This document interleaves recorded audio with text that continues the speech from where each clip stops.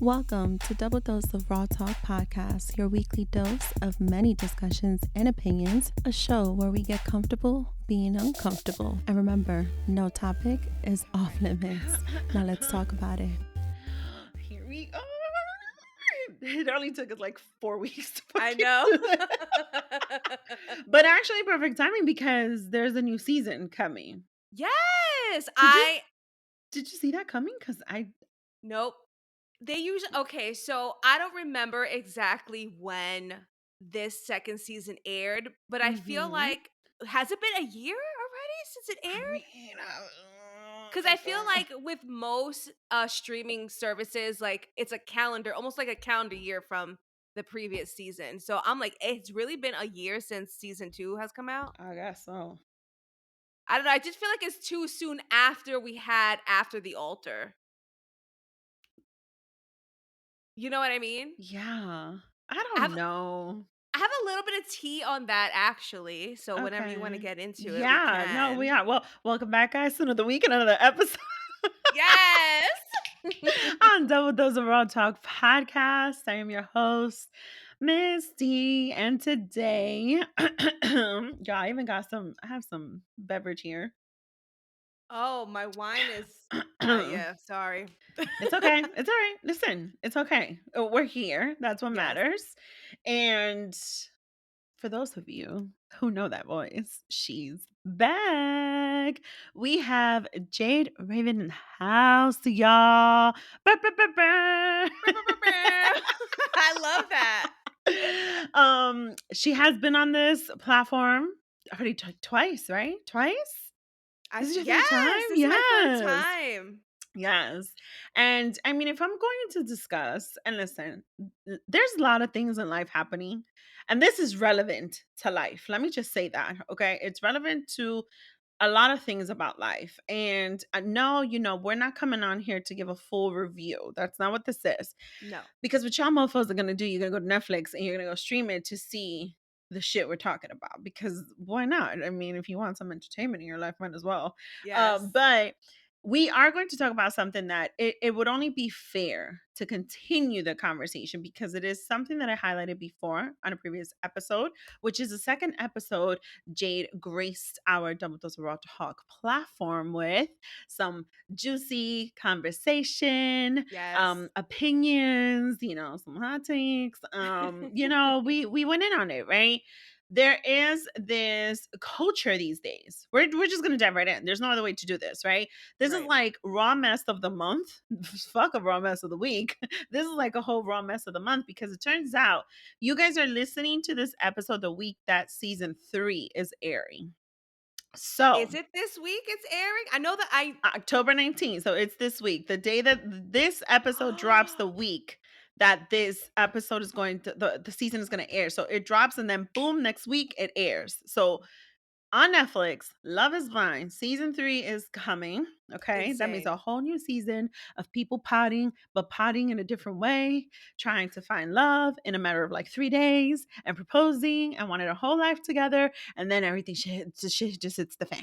And we are here to highlight a few things because we discussed season 2. Yes. In my opinion, season 2 was not as successful, quote unquote, as season 1 was. I'm glad you said that. Okay. Because before I came onto this podcast, Deep D was actually on another podcast called Girls Gotta Eat podcast. I don't know if you heard of them. I have her. She was on there. She was on there. So Deep D is one of the girls from season 2.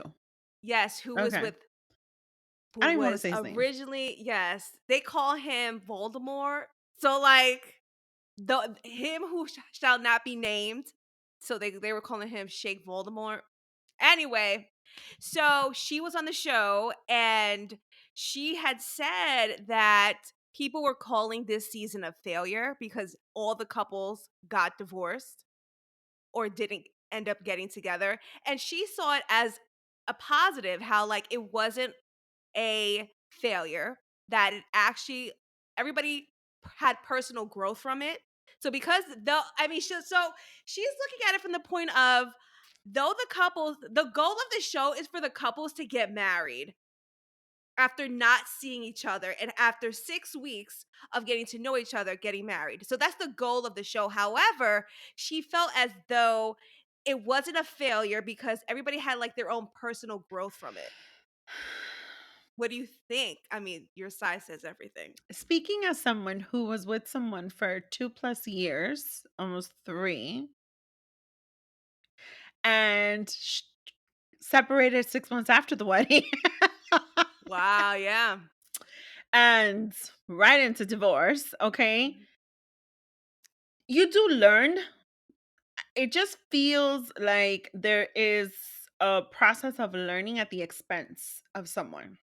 Mm, And I don't think that's fair. And that's just life for me, right? That's part of my life, my history, my story, her right. story, right? Yeah. For these individuals, these human beings who go on this show, you're choosing to step into that. And this is so relevant to what we're going to talk about today. I don't think everyone's intentions are meant for a show like that. I don't think that that's how everyone goes in with the intention of I want to find love. I Ooh, okay. think it's there might be an intent of I'm tired of being alone. I just want True. to find a wife. I just want to find a husband. It's kind of like the person who wants to have kids but doesn't really want to be a mom. It's kind of like that. Yeah. You know, and it's same thing would apply to a dad, right? The one that's I gotta get married, I'm gonna have kids now, but do I really want to be a dad? Like, do I really want to do all this other stuff? Like, there is a lot that comes into all these things that we're supposed to do when we don't want to be lonely anymore, when we don't want to be alone Right. anymore, when and I'm gonna It's say like we right. because I'm a human being who at some point might reach that level to say it's been fun. I think now I kind of want to settle down. Right, it's like what kind of mind state what kind of mind state do you need to be in to sign up for something like this? Like personally, I said this on episode 2 that we spoke about that I really wanted to sign up for the show. She I've been did. single, I did, like, I mean, I kinda still do low key, I'm not even gonna lie. But, like, I've been single, like, my I love whole her. life, and at this point, it's like, well, I'm in my 30s now, and it's like, well, you know what? If nothing else has worked, maybe something like this can work. 1000%. I get it. I get it. Let's not go too far. I don't remember if we talked about this in the last episode that we recorded, but this is why there are such things still to this day as arranged marriages. There are still these families, these type of communities that still Yeah, believe in that and they still do it, right? Because a lot of people do believe, well, you have the rest of your life to get to know each other. Many that's years true. ago, that's exactly how people used to end up together. It was an arranged marriage. Yes. That DP might had mentioned, sorry, that, she's Indian and that her parents had been trying to get her in an arranged marriage since she was 22. correct. Correct. So, Exactly. So I don't know. I feel like, for her in particular, she did not go through with a wedding. She did not get married. She decided to leave him at the altar because he was a piece of shit. he was. And I support her 1000%. But for those people who did get married, I don't know, they put out statements. I don't know if the same would apply to them that, oh, they learned, you know, Mhm. there's a lot, like, there's so much that goes on through a breakup.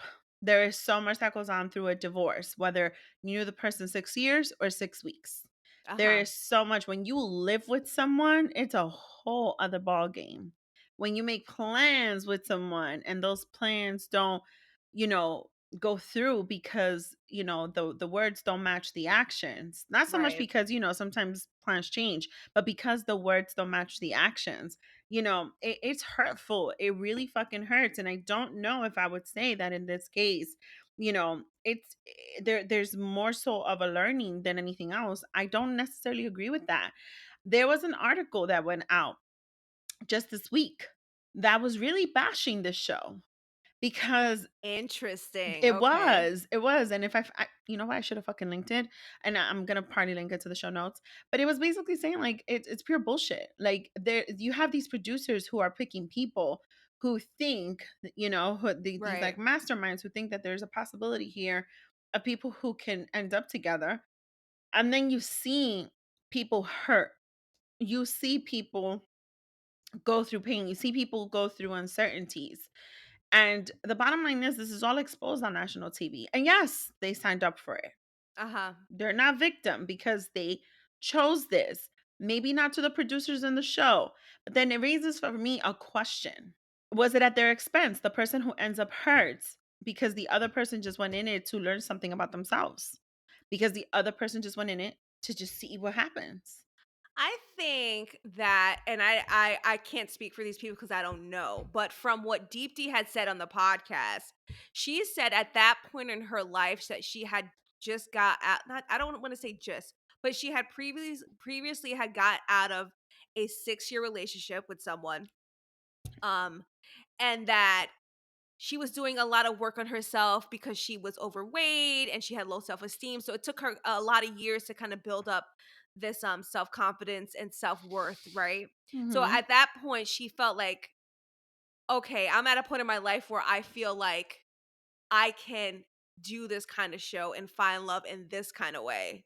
Cause she wanted the fairy tale love story, like, you know, I don't know, like everybody, but like somebody like me, the fairy tale love story.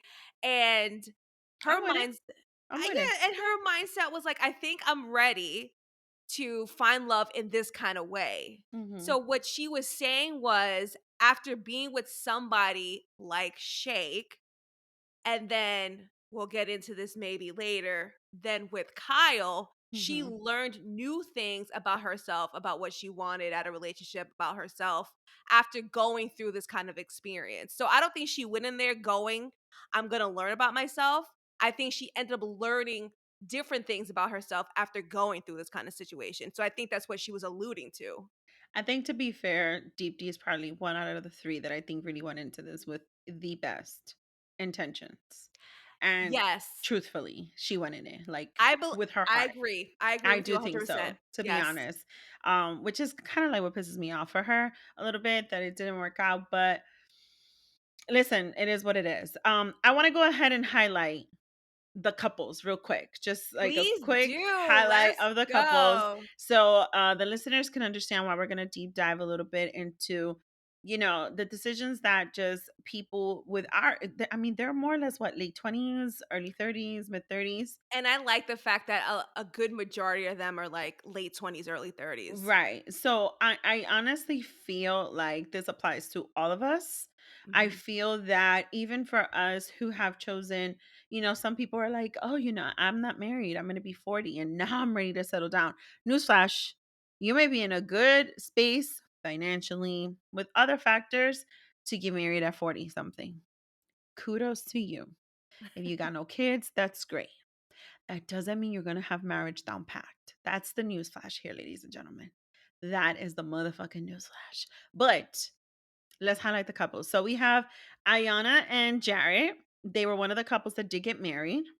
Yes, and they were a Um, fan favorite. they were fan favorite. If you remember the second episode Jade and I recorded, which was the first one to highlight Love is Blind, season 2, we kind of felt some type of way out of the fact that that was his second choice, right?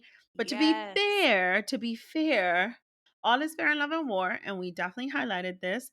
I could be talking to a man right now, and I could be his second choice, and we could live happily ever after. You never know, right? Right. Okay, I want to be fair on that, regardless of how I may have felt then, or Jade may have felt then. Let's just be fair, right? Personally, they ended up not working out. They've officially announced their divorce. Yes. They showed during the after the altar special, which is once they hit like their 1 year, correct? Or some shit like that. Right. So again, I got a lot of Deep D was given a lot of behind the scenes. So they said after the altar was just a few weeks after the reunion. God damn. So I think the couples had been married for a year, or the show they recorded a year ago. Mm-hmm. Then it was the reunion, and then a few weeks later was after the altar. So Mm-hmm. yeah, All right. So they ended up not working out. right. They ended up, and you can tell that during the after the altar, they show that they've been having issues. His parents didn't know, her parents know everything. And so I That would have wanted been me. My mom would have knew every fucking thing. All right. So here's the thing, because I don't want to focus too much on the dynamics of each relationship. I want to focus on like the overview of them, right? Yeah. So here's the thing. I think there's a lot of factors that may have affected Ayana and Jared. Jared, for sure, it was very clear. He still wanted to find a little bit of balance in. I'm still young. I could still go out. I could still do me with my boys. And he Yes. wasn't really like understanding that he also needed to make time for his wife. He also needed to come home, you know. This whole shit with men thinking they could just stay out all night when you got a wife at home. Yeah, and they were like they were two complete opposites. She was very introverted and he was very, very extroverted. Correct. And to be fair, opposites will attract. But in this case, it was a long stretch between the two. Like, Yeah, like she had gave an example, like he's out till like 3, 4 o'clock in the morning. Like, what are you doing?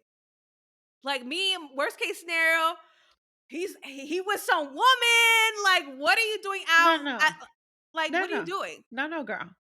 I'm worried. I'm worried. The human in me, Oh, you're the so good. the empathetic person in me, because part of my career, did something happen to him? Is he okay? Oh my Uh-huh. God. And then if I discover that you are okay and you just executively decided to stay out till 3, 4 in the morning, you know how I'm gonna discover that? The moment you're trying to get back in to the house. See, I wouldn't be able to sleep. Because my grandfather, God rest his soul, used to he was a locksmith. He did locks that would Oh. only close from the inside. They were like Mm, bolts. And so, thanks interesting. to my grandfather, I've learned that that's definitely one of the things I'm gonna have in my fucking house. And if you don't come home after a certain time and my dumbass is worried and thinking the worst, and your dumbass is out and about and you're not letting me know you're okay, oh no, you're not coming in. You're gonna have to Right. explain it to your mom and your dad what just happened. You're not coming back into the Mm, house. Absolutely not. Because for me, I do go first to worry. I do before I think anything. And then I'm going to have to hear your excuse to what happened. And let me not, I don't incriminate on the show, but I will say there was once upon a time where the excuse didn't sound right. And I absolutely searched the wallet and I absolutely found something that was not okay. And I wow. needed to get a second story in the mix because somebody was going to end up hurt. Like, that's how bad it was, you know? So I don't want to make it sound like it's never happened to Daisy. No, it has. It absolutely has. It's Mhm. those unfortunate situations where you really think something is wrong or this motherfucker was up to no good, right?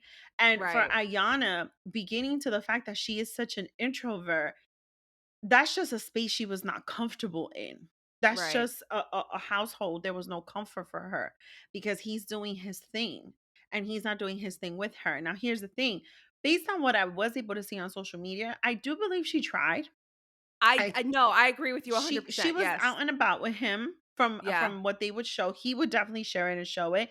He didn't deny it. He didn't Yeah. sit there and say no, she's lying or whatever. He didn't do that, right? And he admitted to what his actions or lack thereof was involving. Here's the only thing I do have a problem with when it comes to this relationship.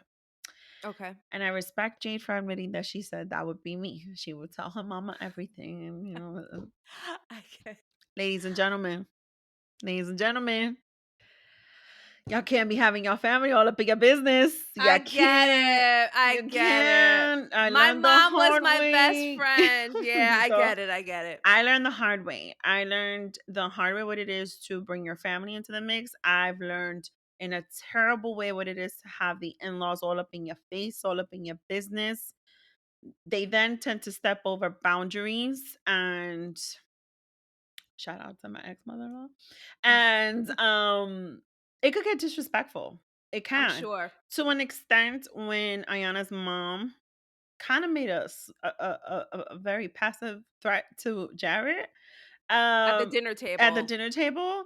Like me as a mom and you're talking to my son, I don't give a fuck Right, the mom and the what. dad did not react the way that I thought they would. I'm like, yeah, like you're not gonna talk to my son like that. But I Yeah. think they could have also been in agreement with maybe what the mother-in-law was saying. I just Yes, I 100% agree. Agreed. Yes. Agreed. I could be a human and say, all right, she got a point because that's her daughter. Yeah. So she got a point. I feel you. But what you're not going to do is you're not going to threaten my kid. I don't give a fuck if he's a grown ass man. You and I, we are fighting if you think you can threaten my kid. Because as far as I'm concerned, the way that communication was going, oh, what? He made her cry because he didn't come home. I feel you, girl. I feel you. I Mhm. understand. I've been there. However, my kid is not putting his hands on you. None of you are saying that or declaring that on national TV. So who the fuck is your mama to think that she could put her hands on my son? And the reason why I'm so passionate about that, about why you don't involve your family, is because I know what it is to be attacked by my former in-laws. I know what it is to be called out of my name, quote unquote, and be told certain things or have threats made to me when a bitch wasn't lying at all. You know what I mean? I know what Right. that's like. And that's not okay because at the end of the day, I'm someone's daughter. You know what I mean? How dare Yeah. you address me like that, defending your child so blindly, not holding them accountable to things or seeing what possibility they may have done wrong. So that's where I think marriage lesson number one, try your best to not involve your family unless you really feel like your life is in danger and you need to get out of the relationship. There's some form of domestic violence that you would need to no longer be involved and you need the help. But if it's not like that, if it is like couples argue, right? There's issues in marriages, Yeah. don't drag your family all into that because I think that could definitely affect the success of a marriage. Just my personal opinion, No, I agree with that you know. 100%. No, I Um agree. I want to highlight Danielle and Nick. The 2 white people, Yes. they I were thought t boring. okay, so They were terrible. I'm gonna be very honest with y'all. That was like the couple that was the epitome of why friends should not get married because y'all not gonna be nothing more than friends. Okay. You got that from Yes. They them? built Mm. a friendship. That's all it was. They had company with each other. They understood their quirkiness. That was friends. That was two people who really grew into a friendship. That's all I got from them. She was very insecure. That I too. mean, incredibly insecure. That too. They were also kinda opposites, but I think they made some compromises to Mhm. try to be together, to try to make it work. Mhm. Um, I do I mean, I wrote some notes down, but I do remember specifically them talking about them going on vacation together and that every time they went on vacation, something bad happened. I'm like, if that's not any indication of, like, your relationship, like, I don't know Um, what. Like, I don't understand how you didn't see that as, like, a sign, no, good point. Good point. I but didn't know they said that. Fuck, I yeah. missed that. Yeah, Shit. so I think it was, like, towards the end, and they were talking about traveling and that they've been doing a lot of traveling since they've been married, which I think is great. I think you should do that. Yeah, of And they course. every single time that they've gone on vacation, something bad has happened. Every single time. Mm. And I'm Well, like, "Girl." friends travel together too. It was just, I didn't see any, like, real spark, anything.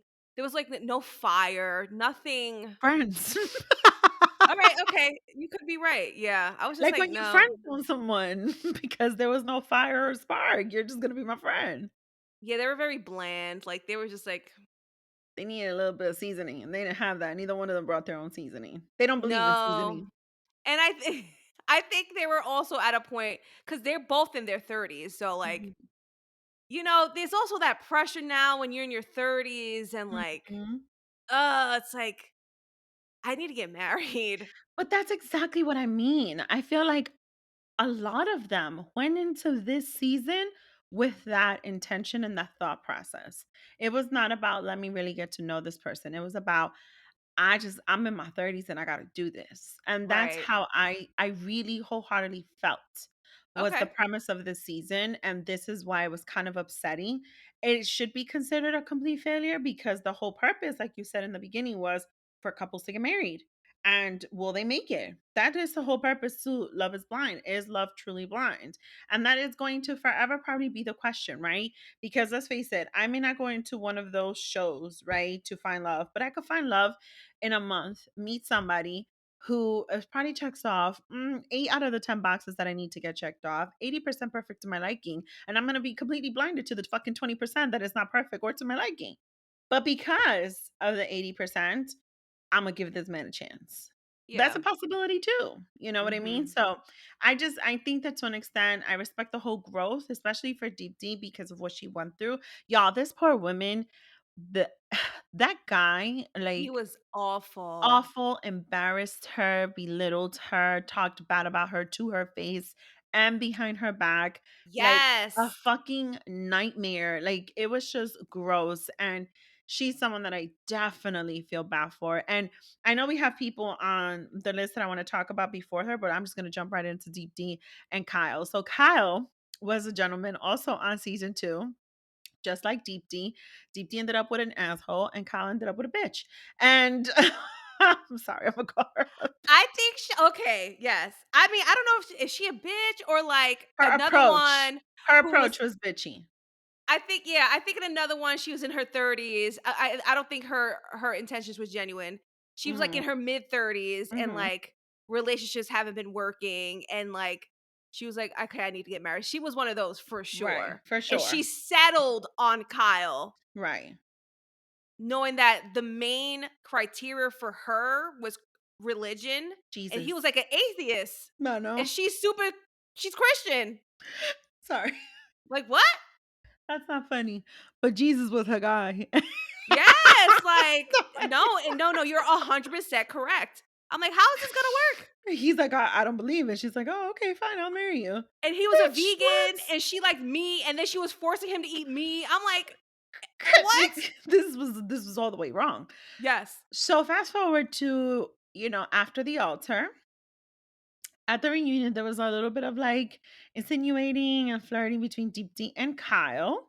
Mhm. And after the altar show that they became friends, really good friends. They Okay. did. I have some tea on that too, but we'll get to Okay. that. And apparently they ended up deciding to date. And apparently that ended fairly quickly. But the point is, I think to an extent, while I do believe their friendship was very genuine because they were able to lean on one another, I do think Yes. to an extent they may have also resorted into trying this out, but more so as rebounds. I do think so, to be honest. That might be a little messy. I don't know, but that's my opinion. Talk to me, Jade. What's up? I felt initially when I watched this, because I am like a connoisseur of like reality TV, Yes, that's why you here, girl. television in general, and I'm like, how produced is this relationship? I'm Mm. like, is this real? Is this authentic? Like, how real is this exactly? So I went in it with the thought of like, this is a produced relationship. I do think that they generally like each other and are friends, but the storyline of them is like, oh, should we cross the line? Is fake. It looks Mm. very much produced to me. However, after Interesting. listening to Deep D again, she did say that the feelings for them were actually real. Like they were real. And they did Mm-hmm. become super close friends. Mm-hmm. And that they were in that conflict of should we or should we not take it there? Right, And that the right. producers forced them to talk about their feelings because they weren't really talking about them. So that's why it came off like producey because I'm like, what like but it's because the producers forced them to talk about it because they was kind of like they knew that the feelings were there and they were kind of just like I guess going with the flow and she admitted that when they were dating other people they would be kind of jealous and whatever. um so they ended up did getting together but then ended up breaking up like 2 months later So the because producers forced them to talk about this? so they already were having these things where they were hanging out and there was this stuff and then the producers were like, well, you guys need to talk about this on camera, like you guys need to talk about this. But So they that's don't how see. Okay, so then you see, this is where I get Deep D's point of, oh, there was growth, but this is exactly why this show is a complete bullshit to me because the producers, I know they're doing their job. They're gonna want the clickbaits, they're gonna want the streams, they're gonna want all that jazz, right? And that's fine, that's great, yeah. fantastic. But at the end of the day, you know, it's at the expense of who and at the expense of what and the cost of what. You know what I mean? There are people who, again, not everyone went in with true intentions. Some of them did. I think Kyle also did go in with true intentions, to I be believe honest. so. Yeah. So that moment in itself, you're putting two people on the line that have already been through enough. And so it kind of makes me feel like, production is the bad guy here. It does make me feel that way. It makes me feel like, just how successful is this show, or just how meaningful is this show? You used to have shows like Married at First Sight, and there's people who have gotten divorced, and there's people who are still married. You know what I Hmm. mean? For me, it just comes to a point where it's like, we're playing with people's lives, and we're playing with the concept of what relationships are supposed to look like, or can look like, or should look like, or could look like, would look like, might look like. And I don't know if we're sending the right message across when it comes to people like ourselves in our mid 30s, and who's ready to get married and who's not, who feels the pressure to get Right. married or have children and so on. You But that's know, the beauty of this show. As a producer, you want people like that on your show Jesus because Christ, then that show you is have dangerous, y'all. it is because you have to create a story and you're going to use these people's story Oh, use to these people's create story. girl. Listen, I went to TV for television radio production, so I know, and it's fucked up. But you're gonna use these people's stories to create a narrative. That's why we tune in, because not only do you fall for the people, but you're falling for the narrative. So Some you have to some create of us, something. but some of us though, we do want to see people be happy, and we do want to Absolutely, see, because it gives us hope, and that's more what this show is selling us. more than hope. I do not, I know what that shit feels like. So I don't ever want to see anybody go through that. It's Hmm. it's a gross feeling to go through a divorce, and when it's a nasty divorce, whoo, it's even worse. Like, it's not a good feeling. It's just not. Like, I feel really bad for anybody who has to go into a courtroom and Absolutely, battle their relationship out with the other person. It sucks. And so I think that's where, for me, on a very triggering note, I feel some type of way with the direction that the show is going. And okay. a bitch is gonna tune into season 3, because I'm gonna have a little bit of hope that there's a little bit of fucking redemption with this damn show. It That seems a maybe little messy from the previews. I haven't even looked at the preview because I'm scared to. How about that? How about that? Also, because, not that I'm trying to sign up with Jade for the next season, hopefully in New York, right? Not that I'm trying to do it. I'm not. I'm not. But if my girl's gonna be on there, I need to make sure this shit works out, I because can't. You know what? I'm too jaded. Like I've watched too many seasons at this point to be like, is love actually blind? I mean, I believe it can be, but maybe maybe if the not sh- for me. maybe if the show gears more to love being actually real, it will Mhm. have a little bit of more success than focusing too much on the blindness of it all. My opinion. I don't know, because I think there's a Yeah, difference. I also want to note, I don't know, that there were also two other couples that they were not followed. I believe I said this in the second episode that there were two other couples that actually did get married, but they were just not filmed. Right.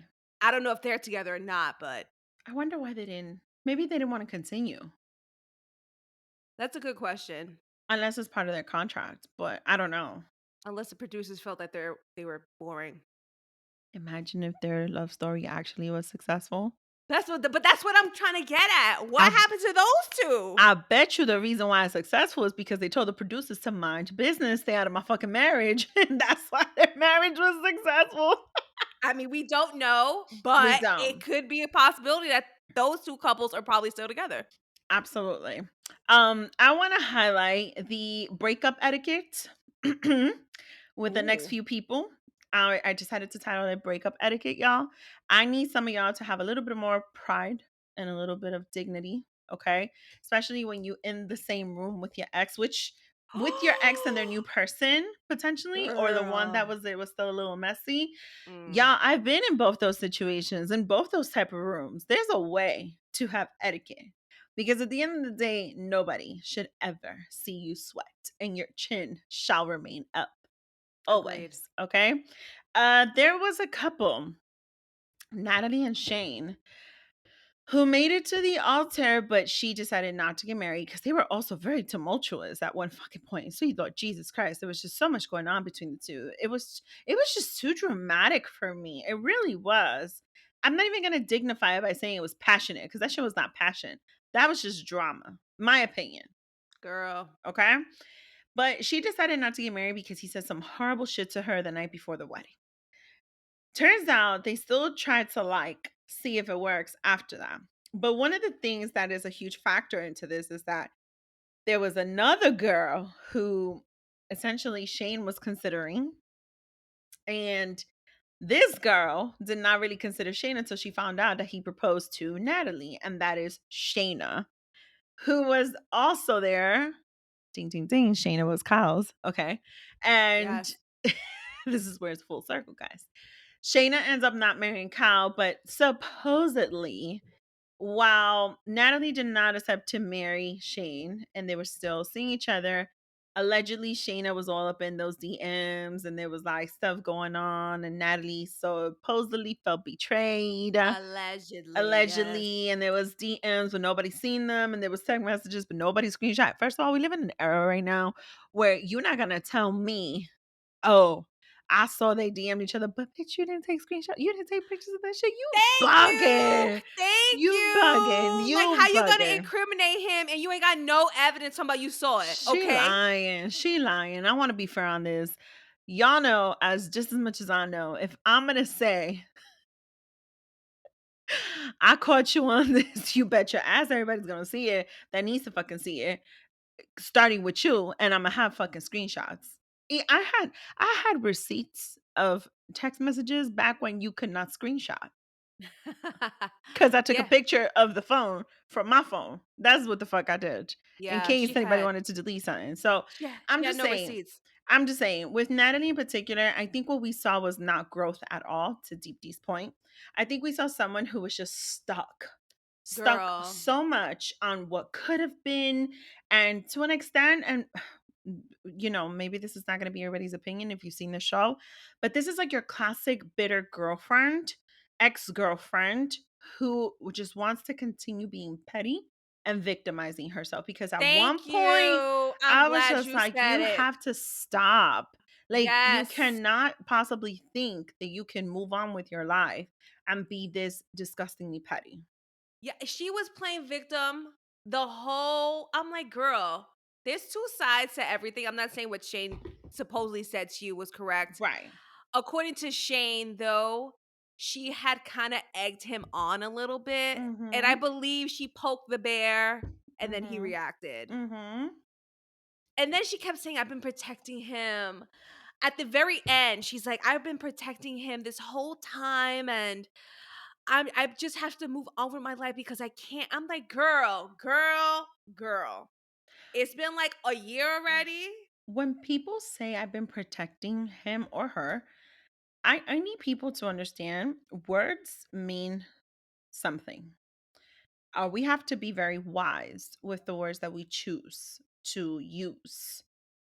Anybody, because I know I did when she said I've been protecting him. I would not to say that what he did was not bad for her, but when Mhm. she kept saying I was protecting him, I really thought she was gonna say he was a fucking monster who like roughed her up or something, or like put his hands on her, or I don't know, Right. something along those lines. The way she kept saying I was protecting him. Protecting him from what? If he was really sliding into another woman's DMs, what the fuck were you protecting him from? He's not gonna be the first nor the last man to do that. And I'm not justifying him. I'm just saying some of us have been there, girl. So what exactly have you been protecting him from? I was She just confused. Yeah, she was like, "I don't really wanna expose him." Well, then shut the fuck up then. Move They don't say on. shit. To be Exactly. fair, I think Shane to an extent needed a little bit of more maturing into what he really wanted. I don't know if he was fully clear either. I think he went Right. in a little bit confused. Yeah, I think so. Okay. Shayna's doing her thing. She did not marry Kyle. She claims allegedly she's not doing anything with Shane. I believe And that. homegirl got engaged and she's gonna get married to someone completely outside of the pods. So there, kudos to her. She really embodied the whole concept of moving on. And that's exactly what the fuck she did. So She did. shout out to her. Even though I still thought she was a bitch, shout out to her though. She's doing exactly what she got to do. Mhm. The last couple I want to highlight, Sal and Mallory. Gross. I'm Salamel. sorry. Salamel. What Sorry. you said? Oh, no, I thought you meant the other girlfriend's name. No, Sal and Mallory. Oh, we Yes. gonna talk about her. This is the last couple I want to highlight real quick before we highlight a few other themes.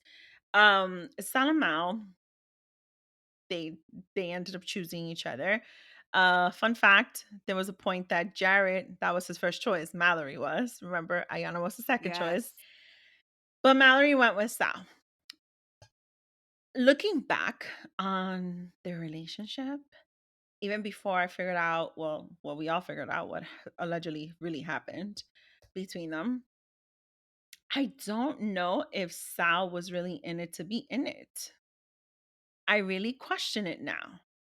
I also don't think Mallory was totally sure, but I'm not sure if Sal was in it. He was giving me a little bit of the vibes of, let me turn to my sisters to victimize myself a little bit. I kind of got that. I did. He said the reason why things didn't work out with them. They said it at the end of the show, of the episode, the very Yeah. last one of After the Altar, was because one day she went out with friends. She ended up in a car, drunk, piss drunk, with a guy, and she was not very nice to him when he saw her with the guy, and he thought something went down, according to Sal. Right. He was waiting for her. Right. They were supposed to do something for their wedding or some crap like Hmm. that, and he was waiting for her, and then she never showed up. Right. And then he found out she was in a car with a guy and she was drunk. He made it seem he was alluding to something, and he made it seem like that was like his last straw. He got on my nerves. But let's not forget that at some point his ex-girlfriend showed up at their house talking about like she was still in love with him or they weren't exactly broken up, something like that. Exactly. So I think that there was definitely confusion between the two, just on their own and then with one another. I'm also, and this is, I really don't give a shit who gets offended, but again, I want to emphasize the whole thing: stop bringing your shit and your bullshit to your family. This whole little thing with, I'm the only brother, let me turn to my sisters and woe is me, and let me victimize myself, and sisters, oh my god, help me. Typical shit that men do. Sorry, but yes, sorry. Mhm. And this is why I try not to date men with sisters. But yes, that is exactly why, because I just can't. I know what kind of sister I am. This is why I don't date men with sisters. I'm just saying. But yes, so that in itself was something I didn't like. I want to close this little part out with Sal's girlfriend. So they're in this After the Altar episode. They're all reunited, celebrating, Petty Natalie's birthday. It's 90s night or some shit like that. Yeah. And he has his girlfriend there. What was her name again? Oh, I wrote it down. Yeah, I could Well, tell as I how look relevant for she it, was. she girl, she was doing the most The most, guys. The most. for If no the most reason. had an outfit, What was her name? I forgot her name, but the point is this. They wanted to break the ice for Sal and Mal to talk because they had not spoken, right? And it's, as I said, there's always awkwardness when you're in the same room with your ex. What's her name? Why don't I have it? I have it here. Keep going. I'm Okay, sorry. so they finally talk. He finally approaches Mal. Mal is talking to him. Mal was just minding her business. Mal was doing what any ex girlfriend could do and should probably do when you're in the same room with your ex and his new girlfriend. You mind your business. You know it's uncomfortable. You know it's a little awkward. It always is. So you keep a little bit of distance because you want to enjoy yourself, because you want to protect your space, your energy, your whole vibe. You're with friends. You don't want a new bitch to fuck with that. You don't want your ex to fuck with that. But no, Sal had to come over and Sal had to talk to her. And he had to start a conversation with her. Because I'm So sure the things, producers were like, "You you guys need gotta to go talk talk. to her, You right? have to go Okay. talk to her." No Right. problem. Cool. And here comes his girlfriend. And his girlfriend comes in and she's like, yeah, can I have a conversation with her? Like, can I talk to her? For And what? she moves Sal over. My poor girl, Mal, was like, why? But okay, she wasn't rude. She kept it real cute. She has etiquette all around, okay? And in this conversation, Sal's new girlfriend felt the need to say to her that she wasn't even worried about her being there. Girl, I fucking screamed. How dare Dare you? you come up to me talking about I want to have a conversation with you? Like I want to break the awkwardness and then have the nerve to say I wasn't even worried about Right, right. you? To me, you know what that's called in my book? That is called someone who, A, he went in to try and tell his end of the story and victimize himself, Yes. quote unquote, exposing Mal. But B, his girlfriend went in there to try and provoke Mallory. That's how I saw that, because anybody else would have been like, bitch, what? What are you Oh, talking Mallory about? You kept wasn't it worried about cool. me. I I would have didn't been even like, know you was coming. Who are excuse me? you? Like, why Exactly. do you feel the need to approach me at that point? Because let me tell you something. It's one thing to be a bitter ex-girlfriend who has not moved on or who is just awkward to be in a space with your ex.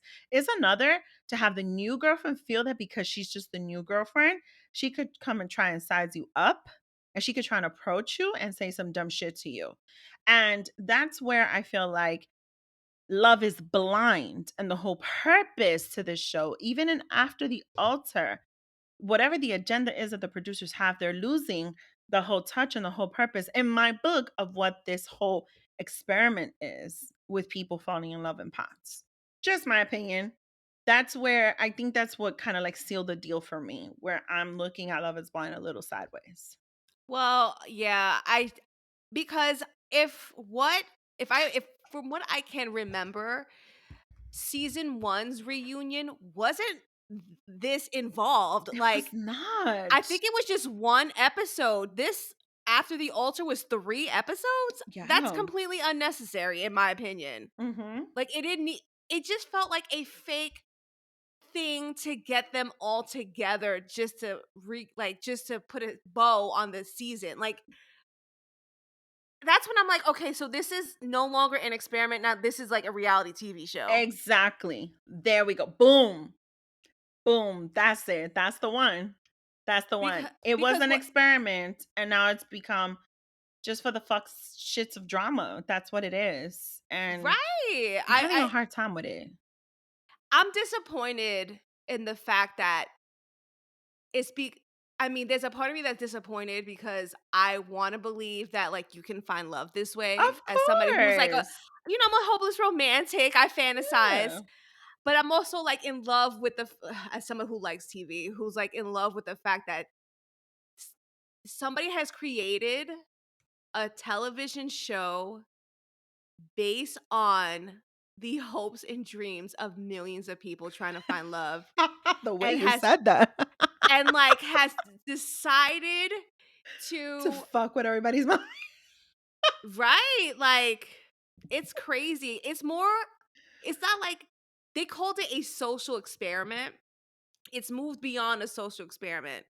Because experiment you want to do like maybe once or twice, but like a third time, this no longer an experiment. It's a show now. She's like, it's like when we want to have kids. You might want to have one or two, and then you're like, oh, the third one. Let's see how we don't fuck this one up. It's just like I mean, we got lucky in season 1 with 2 couples who are still married because I feel like the authentication of the show, the experiment was achieved. Mm-hmm. And now it's like, okay, so what else I mean, it's a moneymaker, it's a clickbait. We're talking about Yeah. it, so it's done its job. You know what I mean? Yeah. It just felt very produced, very, very much produced. And as Deepti said, the conversations that they were not having on camera were forced to be on camera. It's disgusting. That shit pisses me off, to be honest with you. And there's a reason why, and I'm gonna hit it off on the overdose, but it pisses me off. It absolutely does. Because I really was hoping that it was something like we were really watching here. But it is what it is. I mean, that's TV for you, right?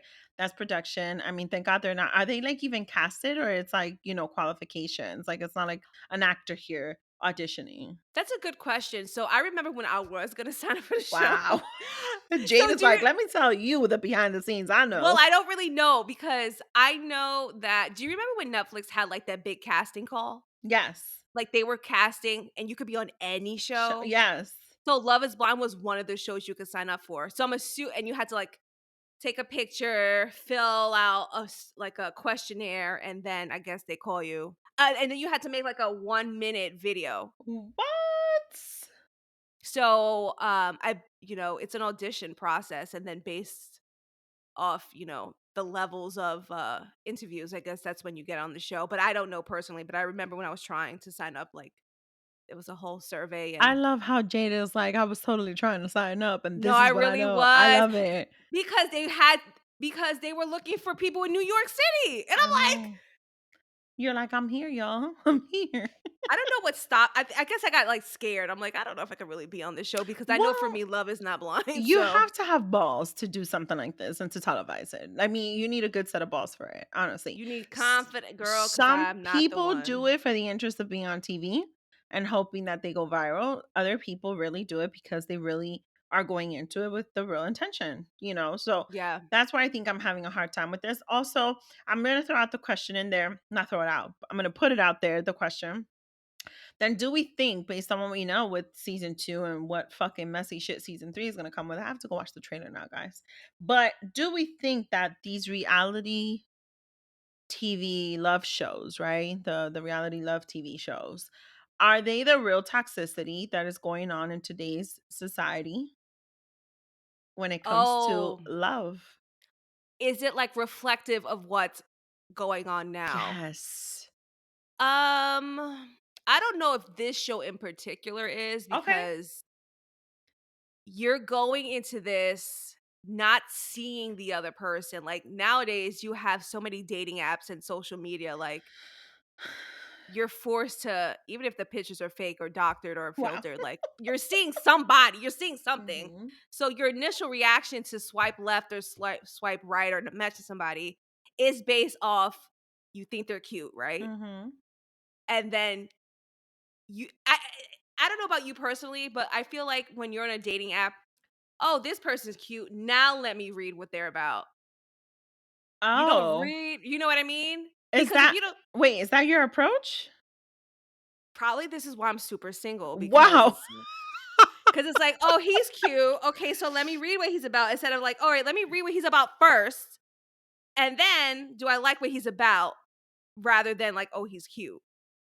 So that's why I don't know if this Hmm. show is exactly reflective of what's happening now because they're spending, according to DD, 50 hours a day. Dating? Wait, that's not even That's possible. not There's no possible, girl. way. That's There's 24. 24 hours in a day. Like She said collectively? 50 hours. Like their 24 hours and my 24 hours? That's only 48, but okay, I get it. Right. So she said they're spending at least 50 hours talking to these people. That has to be a week. It has to be. Well, I mean, think about it, right? An 8-hour shift, 5 days a week is how many hours? That's 40 hours. So you're spending 50 hours a week Yeah, talking to these people. And the that's a show, lot. yes. And the First show, of all, I don't got that much to fucking say. Not even in dating, in pods. Why the fuck 50? well, Shit. if you think about it, like she said, on the first day, you meet everybody. And then from there, you narrow it down to like your 1 or 2 people. And then you're exclusively talking to them for like the next week or so. Let me tell you why I would not be a good candidate for this show, okay? Because we're going to come back to the show itself. But this is why we had a consultation come to the house, potential contractor for something we want to do here. I'm the one who did the initial conversation, right? Hmm. Okay. This guy comes in, he's clearly a salesperson and he got to sell this shit, right? Like we got to believe in him, right? Yes. But he's trying too hard to be friendly. And so he's asking about the cats, he's asking about the dogs, he's I hate asking that. about, the structure here, whatever. Shout out to my brother because he's better at this than me. My brother's there talking to him. My brother's answering the questions, not giving too much information, but answering the questions, right? He's surely the friendlier person here than me. The guy Right. starts to talk to me. So, do you have a car too? And this is me. No. Oh, when you get, are you going to get one? Maybe. Well, when you do, are you going to park it in the driveway? I mean, possibly. He's like, and you live here too, right? I'm like, mm-hmm. And I'm just not the one, right? My thing, my approach is because I don't like the chatty, the chatty. I don't like that. I don't like anything that comes off a little too intrusive, which is why I say you got to have a big set of balls to go on a show like that. Right. I don't like anything that comes off too intrusive or too stepping over a boundary. I don't like anything that feels like you're trying to get a lot of information all on day one. And so that's where I would not be a good candidate for a show like that I because understand. I have trust issues with that. Primarily because I don't know if you're a fucking psycho and you're gonna try and fucking kill me. So there. But that's just me. That's just where my mind goes. Other people are like, bitch, relax. Like it's just a question. No, no, I think for that kind of show, you're kind of putting it all out there because the time frame is so short. I think you have a span of about 6 to 8 weeks in total to, like I think you have a week to get to know somebody, and then you figure out if you wanna get married. I think you have a week for the honeymoon, and then you have 4 to 5 weeks to live together and then get married. So So it's a that ma is 10 weeks Right.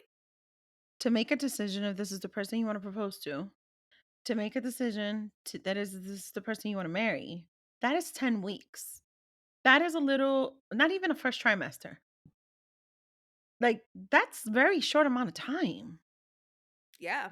I'm not sure if I can wholeheartedly say that this show is not to a certain level a little slight bit of toxic to kind of set the tone that people could possibly fall in love in 10 weeks and have a full wedding and live happily ever after. I don't know. No, when you put it in that context, yeah, I understand. Like, you don't really know somebody. Can you really get to know somebody thoroughly in Shout 10 out to my weeks? mother. My mother says till this day, she's married to my dad almost 50 years. She says, you never really know the person you're married to. No, because 'cause you're always learning about them. And motherfuckers always changing. My dad gets grumpier by the year. Like, motherfuckers always changing. I be sometimes looking at her like, I love my dad, but how do you do it? Like, I don't understand. Like, this long? Like, really? Like, Sometimes I think love just takes over. I think the love really just has to be there at that point. it could be also just like the companionship, right? When you've Yeah. just grown so accustomed to someone. And I think that's what really seals the deal of the entire concept to why people really get married and why people really create families, Mhm. and no, not the type like Nick Cannon. I mean, like, you know, the type that I don't want to be alone. I don't want to have my home feeling lonely. I want to have my kids here. I want to have my Yeah. partner here and so on. And listen, there are some who fuck with the lifestyle that it kind of has. And that's also a different way of not being lonely.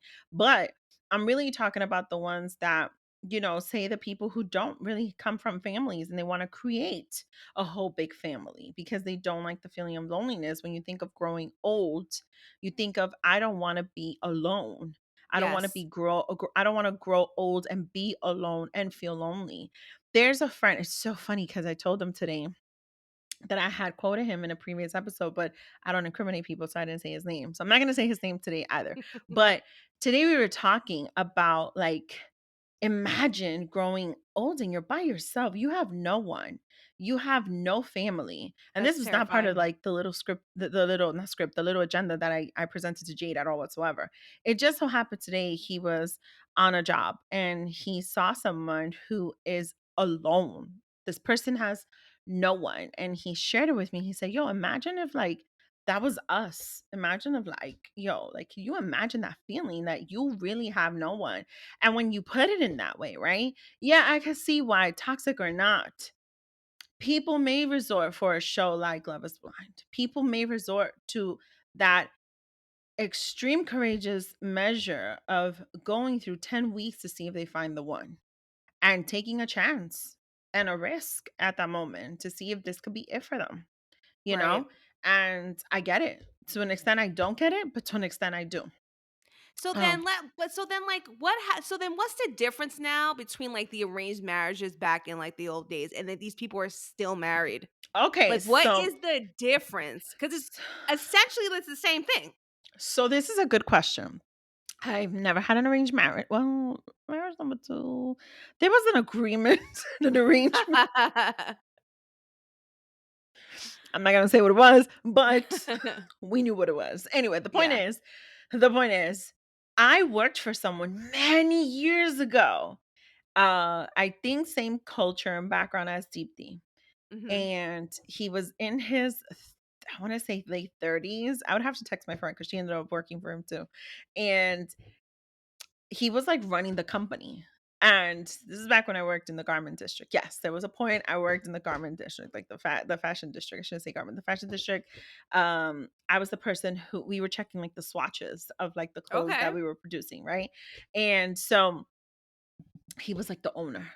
And one day we go to like this huge meeting. He's like, "DZ, you're gonna come with me." And I'm like, "Okay, so I'll go with you." I was really young. I was still in college.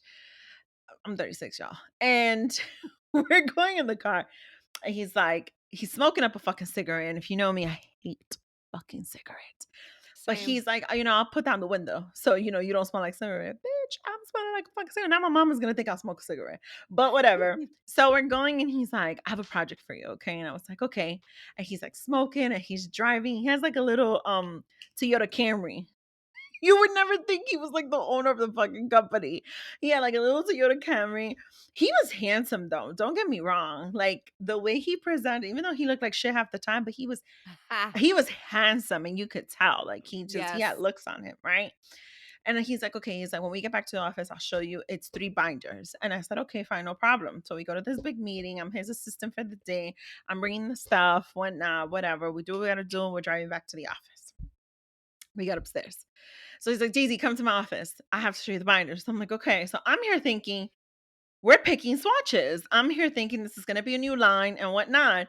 And he's like, "Okay, so look." And I would never forget. He stood there like he was fucking Superman with his fucking hands on his hip. And he's like this. "All right, so look." That's the power pose. Yes. And he's like, "Look, my mom and my dad want me to get married." And I was like, "Okay." There's 3 binders on the desk. I'm not gonna say his name, y'all. I'm not. But I heard he's very happily married now, and it was definitely someone he picked from a book. And he got kids, and they're so beautiful. So What? he brings out the binder. He's like, "They want me to get married. I need you to pick the best ones out of these 3 books." Okay. And this is what he said. No. "Rule number one, look at me, and then you're gonna look at them. And you're going to pick like the best ones." And I said, "Okay." I said, "Is there anything in particular like you like anyone I could like?" He said, "Sure." He gave me people. I had to look them up on the internet to know what the fuck I was looking for, more or less. He's like, "You got to pick the best ones because then I got to show my mom and my dad." And I was like, "Okay." And basically, they then had to go to these people, these women's parents, and tell Yes. them that, their son would want to meet them. Because basically, what it is, at least in this culture, the way it was presented to me in that moment, and how I understood it was that there was more than enough women to choose from, but they had to wait to be chosen to make that arrangement at that point. So the woman couldn't do the arrange like The way he presented it to me was this way. That's I mean, we're talking like when I was like 18, y'all. okay. Like this was like a long time ago, 18 years ago. So I picked the baddest ones I could back then. I said, this person, that person. Some of them lived in the States, some of them didn't. They were overseas. Majority were overseas. And he looked through the ones I picked and he was like, "Okay, this is good. You did good. You did good. This is good. This is good." And he got on the phone and he told his mom and dad that he had pics so that they can start making those calls and he could start going on these dates, like to get to know them, to get to meet them.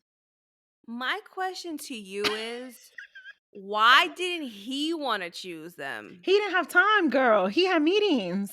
They were putting pressure on him that he had to get married. He had to choose a wife. And to an extent, I might be making this shit up. I don't know, but it makes perfect sense at this moment.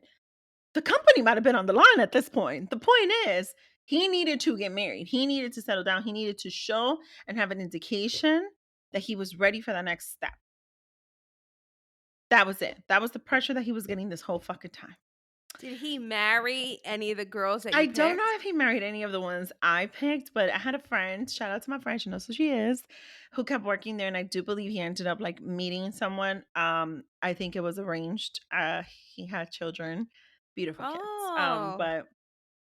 there was like a whole thing. I do believe that's what it was, his story, but there's a whole thing to this whole arrangement, and I do think to an extent it's a very thin line. It could be very similar to it, right? Because it's kind of like you're arranging your own marriage, right? You're But that's what Deepti said, right. that technically It's this kind of show like is that. arranging her. Yes, Yeah, it's yes, kind of like yes. that. I want to be fair on that. That's exactly what we're looking at, you know? So, I mean, listen, arranged marriages is something from a very long time ago, but it is still something that's very true and is still happening. There are actually TV shows that have been aired in recent years The of Indian arranged marriages. Matchmakers, that's a Yes, good show. yes, it is happening. And I've heard of people who, in different cultural backgrounds, they're still going through it. There are some women who are of my age, like they have certain rules that they have to follow of what their wedding is going to look like and who the candidate can be. It's very strict on culture and very strict on certain aspects that cannot are not interchangeable. You get what I mean? So Yeah. it's still something that's very real to an extent. Um, I want to push this a little further. Let's push the needle a little bit further. Yes. This feels I'm like a moving. little Richter scale type of a let's shake the table a little bit while Jade is shaking the little table over there. But I want to highlight this as part of the conversation when it comes to relationship dynamics, right? And what does that look like, since we've dived so deep into what arrangements look like, or when you're getting to know someone in a span of 6 to 10 weeks to decide if this is going to be your forever person, and the set of balls you need to go and do that, the set of balls you need to meet someone for the first time and decide, I'm going to marry this person because it's what my parents and their parents want, right? Mhm. When it comes to arrangements, when it comes to agreements, what does consent look like? And I'm throwing it out there because, again, having a conversation today of the level of comfort and trust that has to build up for some people to take it to that next level, to get to that comfort of even remotely allowing this man to put his hand on my shoulder or his hand on my back. Now, don't get it twisted. I could get down. That's not the point. The point is, I need to give you consent, right? I need to feel comfortable to a certain extent to be in that space. You mean consent in what way though? Like in what kind of In context? any way, in any way.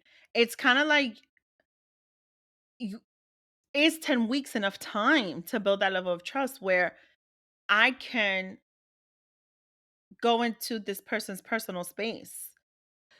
So, let's talk about this, right? So, let's say you're talking to one person, cuz Mhm. this has happened to me, right? So, when I was younger, I used to meet guys online. This sounds bad. I should say I should meet boys because I was like in high school. Let's Okay. let's let's be clear. Teenagers. Okay. I was a teenager Mhm. and I used to go typical, early 2000s. You used to go, if you had AOL, you used to go to like chat rooms and Chat stuff to meet rooms. people. Mhm. I'm aging myself. So I would go into like a chat. I used to be obsessed with like NSYNC and all that stuff. So I would go into chat rooms and I would just happen to meet guys my age, allegedly. Allegedly. And I would chat with them. Uh-huh. And this is before like webcams. Well, they probably had webcams. I never had one. Mhm. I didn't have a digital camera in the beginning. So like I don't Okay. know what these fucking people look like. So basically, I'm going into this blindly with someone who I'm assuming. I shouldn't say assuming because I ended up did exchanging numbers with some of them and Real. my they were real and they were my Okay. age and Okay. like we actually met up in person. But um and initially, you're talking to these people, chatting with them online or on the phone for hours, almost Mhm. every single day. So you end up building an emotional connection to these people based Okay. on conversations, Okay. which is what Love is Blind is initially about, that you're meeting someone that you don't know, you haven't seen, but based on conversations, you are building an emotional connection. So I can see that after talking to somebody for a week, exclusively one person, and you're divulging your deepest inner thoughts, feelings, opinions, about yourself to this person because your intent is to marry this person. Uh-huh. There's an emotional connection built. Okay. So when you finally see this person, when the doors open and you meet, and then there's an attraction there already. It may not be an initial physical attraction. The physical attraction may add to the emotional connection that you may have with this person. Okay. The consent comes. I mean, you can technically, after talking to somebody for how many days, have some type of consent to let this person into your personal space, to sleep with them. You didn't see this person, but you've been talking to them for 2, 3, 4 straight days, and you feel like this person knows you better than anybody else knows you. Based off the, conversations that you've had, and you can definitely have somebody consent to let them into your personal space for you to be intimate with them. It can happen. So love is a dial-up Love is a dial up. with consent. Yeah. I mean, some people, you did have Ayana she lied about this, who said that she wasn't sleeping with Jared until they got married. We learned after Um, the fact that they actually did end up having sex on their not even honeymoon, on, like, the trip. the trip. The trip after they just spoke for like 4 to 6 weeks. Some shit like that. No, like 4 to 6 days. 4 to 6 days. Was it 4 to 6 days? No. Yeah. Well, because you have to remember that, like, I think they're in the pods for maybe a week to 10 days. So, like, depending on how early you decided that this was gonna be the person that you're gonna talk to, you could be talking to this person for, like, a whole week exclusively. I don't know. I just think that there's still certain levels to the consent piece, to be honest. I am too aging myself because I'm definitely from the AOL chat rooms era. Okay. And I feel you 100%. Like, getting to know people there, flirting a little bit here and there. And then, do I meet you? And then, there was this whole, oh, don't meet nobody from the internet. It's a pedophile. Oh Oh, my God. I've Yeah. had some scary moments, but yeah. Yeah, same. But, you know, just because you and I talk for this long, and I'm talking about when I was a teenager, right? But it also applies to now. Just because I talked to you for this long, and I think to a certain extent, this is why I am the person that I am today. I've come on this microphone and I've kiki and I've said, yeah, if I'm going to deal with you, I'm going to ask for a picture. I want to see your package. I want to see what you're doing. I want to see what you're working with. Because if I already know that it's going to lead into that, and I already know that I'm going to want to not only be physically involved with you like that, but I want to have that level of intimacy with you. There's a whole thing that attaches for me of the physical body as well. And it's not just, oh, he got big arms and this and that. No. It's more. It's about Yeah. desire for me at that point. Right, so have you not met this person at all yet? We're talking about, like, Even somebody if I've you've met met, like, them. on. Even if I've met them. Even if I've met them. Alright, okay, keep talking, because 'cause I'm a little bit confused. What part is confusing you? The picture part. But What do you why? mean So by this goes back to the you're t consent. Does that you're talking about, mean like, a physical picture? Or you talking about, like, no? Like just oh, okay, because that's what I'm saying. I'm like, "What kind, you need a physical picture?" Like, not for I'm my confused. wallets. No.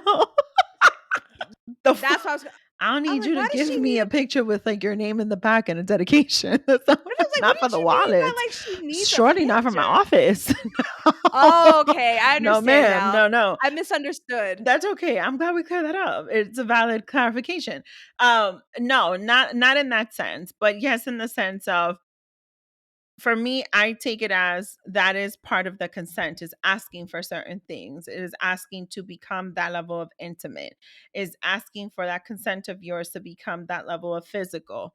That to me is important. And because of the importance that is for me in this day and age of the way dating looks like today, which is so funny that you bring it back to the AOL chat rooms, because essentially that's exactly how the fuck this shit is, to be honest with you. Except back then we didn't all have cameras. Today, everybody got a fucking camera, especially on their phone, Right. right? Yeah. But for me, it's kind of like, how does the consent look as a relationship is evolving when we're talking about these arranged marriages? As the relationship is evolving when we're talking about dating in the pods, deciding after 6 days, 6 to 10 days, that we're gonna go on the strip and we're gonna get down and dirty. How much of that was a real consent? As to, was it an emotional consent? Was it just a physical consent? Was it an intentional consent? You know, we focus so much on consent when it comes to it, did she say no? Or did Mhm. he say no? Because let's face it, it could go both ways, right? But I think that there's more to the idea of consent when it comes to the dynamic of relationships these days. I think that we focus too much on just the yes or the no, or was it not. Let's put it out there, rape, right? Mhm. As opposed to, is it the consent and is it the okay for you to even be in my personal space, for you to even lay in bed with me, for you to be able to put your hand on me or something else? Like it's all of that to me. And I am not sure if we're shining enough light to what the entire topic and in the entire importance of consent looks like when we're talking about the different relationship dynamics. I do wanna bring up, though, in season 2, Shayna and Kyle did sleep in separate rooms because she wasn't comfortable with that yet. That's valid, though. You don't know this fucking person. But then it goes back to the question. It's the pressures of the producers. It's the pressures of that we're even facing, right? Like, don't you ever Mhm. feel pressure that if you're going to date someone, at like, isn't it a pressure for you to, at what point is this guy not gonna, just release the questions or the information or the conversation of sex? I feel like that comes up quite early, unfortunately. So it goes hand in hand with what we said with Shayna, right? She Mhm. was all about Jesus. She was not with the shits of like sleeping in the same room from jump, right? Meanwhile, she's Yeah. supposed to have 6 to 10 days to decide if this is going to be the one. Right. So, is there already a consent to the point that you made earlier, right?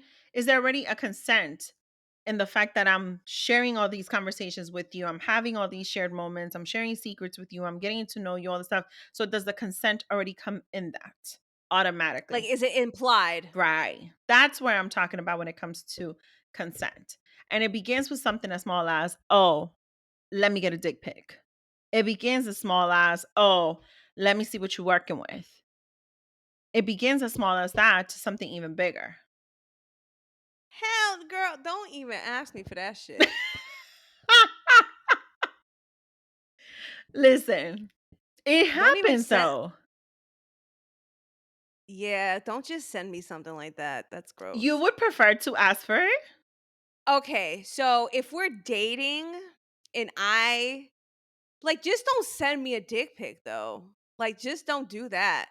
If no, Like ever. no, I don't mind them. But it's like Okay. we send it to me in the right context. Just like It's you wanting to give the consent for them to send it. well that has to be a conversation then. Like are you comfortable with that kind of with that level of, how do I say this? With that level of not even comfortability. It could be comfortability like with that level of like conversation like are you into stuff like that? Like what happens if you and I are talking for a couple months and you're at Right. work and I you Or 10 days in the pods of dollop. no hell no, I don't want a picture of your penis after 10 days. I just want to give a shout out to the fact that both Jade and I have pink nails. Let me just throw Yes. that shit out there. That's like a vibe. But this is exactly why I wanted to highlight consent. This is exactly why I feel like when we're talking about reality TV shows and love TV shows, I feel like it's disrupting a little bit what the culture is today in society when it revolves around love and just how fine and how thin and blurred line it is when it comes to certain boundaries and the topic of consent. I think that that's where maybe certain people feel like he was so disrespectful, or my God, he was DMing this one, or oh my God, there was flirting, or oh my gosh, she was with a guy in the car, she was drunk. I think there's so much that revolves around the topic of consent when we're talking about just dating and when we're talking about arrangements and agreements or intention when it comes to love and dating, right? And I feel like there's so many blurred lines around the topic of consent. And it's not just limited to the dick pics. Mhm. That's exactly where I'm going with this conversation. To take it even further, we have today people admitting, and I'm not going to say their name because I'm just completely, utterly, and purely disgusted with what I heard and what I saw. But I also want to shine light on it a little bit, on what it looks like when we violate consent. Mhm. Okay. Recently there was, and it's funny because we just totally went through a whole episode and I was touching on the as raw as it gets and the double or nothing, and now we're leaning into overdose. And it's so funny because I didn't mention none of the segments, but the conversation has flowed, guys. Yes. Now, recently there was someone in this space of podcasting who, in an episode that was later brought down, admitted a wrongdoing. It's a wrongdoing, right? That at some point in his life, he has pretended to go into a corner of a room after getting to know a woman. Who is this woman? Who the fuck knows? Or who are these women? Who the fuck knows? Doesn't really fucking matter. Clearly, they gave consent to be intimate. Clearly, they gave consent to be in a room, in a bed with this person, and gave the consent for there to be sexual act to happen, and clearly a consent with protection. But this man decided, I'm not even going to call him a man, this person decided to admit in a recent episode of their show and later removed it, that he would go in a corner and only pretend to put a condom on. I want people to understand how serious that is. It's not I want Consent. people to understand. Yes. So with the act of stealthing, I think even for him to say, "Oh, I went to a corner and only pretended," it's not the actual act of removing it, right?